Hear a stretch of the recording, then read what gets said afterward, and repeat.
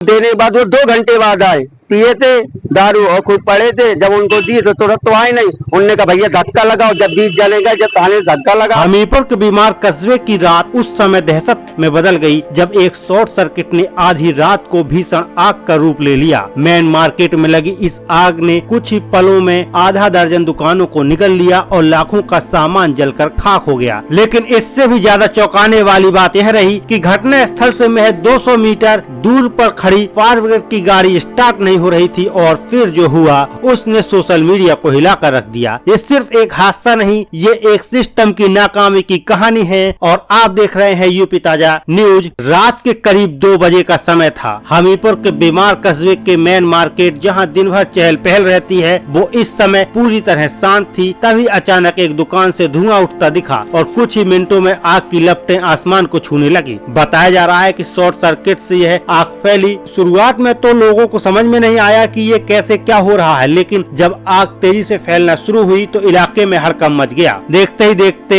आग ने फलों की दुकान और ढाबों व अन्य दुकानों को अपनी चपेट में ले लिया। लाखों का सामान जलने लगा। नकदी, जरूरी कागज, इलेक्ट्रॉनिक सामान सब कुछ जलता गया और लोग सिर्फ बेबसी से देख रहे थे। दुकानदार रोते बिलखते नजर आए। किसी की पूरी कमाई, किसी की शादी के लिए जमा की गई रकम, सब कुछ आग में जल गया। आग लगने के तुरंत बाद ग्रामीणों ने पुलिस और फायर ब्रिगेड को कॉल किया। अच्छी बात ये थी कि फायर ब्रिगेड की गाड़ी घटना स्थल से सिर्फ 200 मीटर दूरी पर खड़ी थी, लेकिन हैरानी की बात यह रही कि वही गाड़ी स्टार्ट ही नहीं हो सकी। घंटों के इंतजार के बाद जब कोई नहीं आया तो ग्रामीण खुद पहुंचे और फायर ब्रिगेड की गाड़ी को धक्का लगाकर घटना स्थल तक ले आए। फायर ब्रिगेड की गाड़ी में धक्का लगाकर ले जाने वाला यह वीडियो सोशल मीडिया पर वायरल हो रहा है। लोग प्रशासन की लापरवाही पर सवाल उठा रहे हैं। जब फायर ब्रिगेड खुद मदद मांग रहा हो तो आम जनता क्या करेगी? ये है हमारे सिस्टम की सच्चाई। ऐसे तमाम कमेंट्स देखने को मिल रहे हैं। गांव वालों और फायर ब्रिगेड कर्मियों की कड़ी मेहनत के बाद आखिरकार आग पर काबू पा लिया गया, लेकिन तब तक सब कुछ जल चुका था। करीब आधा दर्जन दुकानें जलकर पूरी तरह खाक हो चुकी थीं। दुकानदारों ने बताया कि उनका लाखों का नुकसान हुआ है। एक दुकानदार ने कहा, मेरे पास अब कुछ नहीं बचा। यही एक दुकान थी जिससे घर चलता था। ये पहली बार नहीं है जब यूपी में फायर ब्रिगेड की लापरवाही इस तरह सामने आई हो, लेकिन बीमार की इस घटना ने सरकारी व्यवस्था की पोल खोल कर रख दी है। 200 मीटर की दूरी पर खड़ी गाड़ी अगर स्टार्ट नहीं हो पा रही है तो सवाल सिर्फ गाड़ी का नहीं, पूरे सिस्टम का है। स्थानीय लोग ये भी बता रहे हैं कि जिस फायर ब्रिगेड स्टेशन की गाड़ी थी वहाँ न तो कोई ऑपरेटर मौजूद था और न ही समय से फायरमैन पहुँचा। ऐसे में सवाल उठता है, क्या हमारी सुरक्षा सिर्फ कागजों में है? हमारे संवाददाता संतोष कुमार उस इलाके में गए जहाँ ये हादसा हुआ। वहाँ का मंजर दिल दहला देने वाला था। राख में तब्दील हो चुकी दुकानें, जब एक ये ट्रांसफार्मर रखा हुआ बगल से नीचे धंस गया।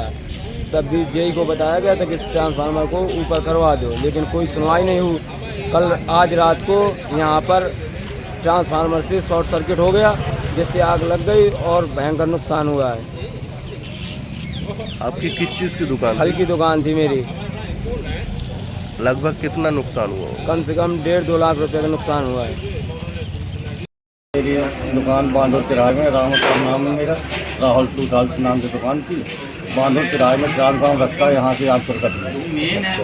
तो ये फल वालों की दुकान थी, ये 4-5 दुकानें जल गई। मेरी दुकान भी इसमें जल गई है। मेरा काफ़ी नुकसान हुआ है। कितना नुकसान हुआ?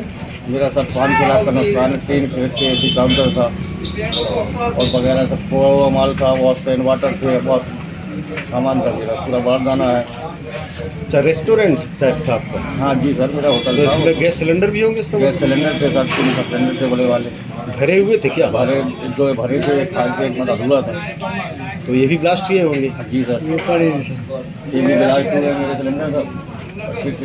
पूरा बाजार माल भी रखा था सर। मेरा माल भी उतरा, कल खोआ हुआ था और कल मैंने माल भी उतरवाया था। वे शक्कर, मैदा, रिफाइंड, डालडा। नकदी कुछ थी सर मेरा 10,000 करीब नकदी था। रेजगारी थी, वो 10-10 के नोट थे, बाकी तो ले जाते थे। अच्छा। कुल लगभग कितना 4-5 लाख का? 4-5 लाख का नुकसान इससे कम नहीं है सर। मेरा नुकसान बहुत नुकसान हो गया। मेरा कुछ नहीं बचा सर, कि मतलब एक चम्मच बची है, मेरे पास कुछ नहीं बचा। आपको आगे की जानकारी कैसे मिली? सर मुझे आगे की जानकारी 1-1:30 बजे करीब मिली। जैसी फ़ोन है, यहाँ गश्त वाले बैठते थे, उन्होंने फ़ोन किया तो मैं तुरंत आया। भागती मगर आग बहुत तेज़ थी। मैं नज़दीक आने सिलेंडर से नज़दीक नहीं आया और फिर आपको बहुत फायर ब्रिगेड गया। वहाँ स्टार्ट नहीं हुई फायर ब्रिगेड, तो धक्का मार के ले आए। फिर बहुत देर बाद आग बुझी। अच्छा, फायर ब्रिगेड की गाड़ी स्टार्ट नहीं हुई? नहीं धक्का मार के लाए। धक्का मार के लाई, कुछ कर पाई कि नहीं कर पाई?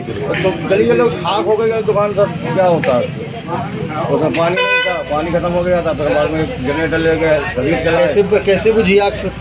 जनरेटर स्टार्ट करके एक समरसेबल बगल में थी चलवाई, उसमें पानी भरवाया, फिर उससे फिर बुझी आग।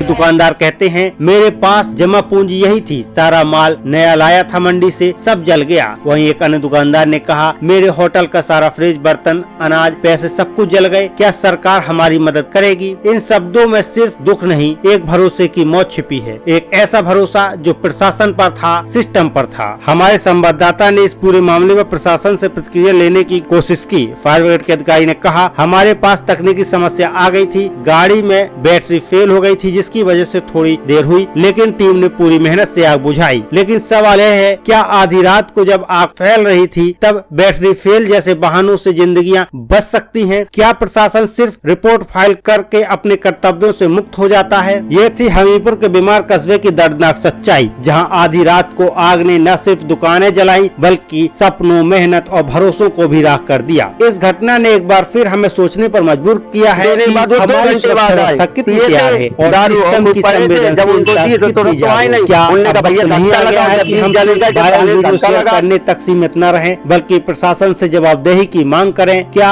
अब जरूरी नहीं है कि छोटे शहरों और कस्बों की जरूरतों को भी प्राथमिकता दी जाए? अगर आप भी चाहते हैं बीमार के पीड़ितों को न्याय मिले तो इस वीडियो को ज्यादा से ज्यादा शेयर करें और आप हमारे साथ हमसे जुड़ें हमारे व्हाट्सएप चैनल पर, जो लिंक डिस्क्रिप्शन में दी गई है। धन्यवाद।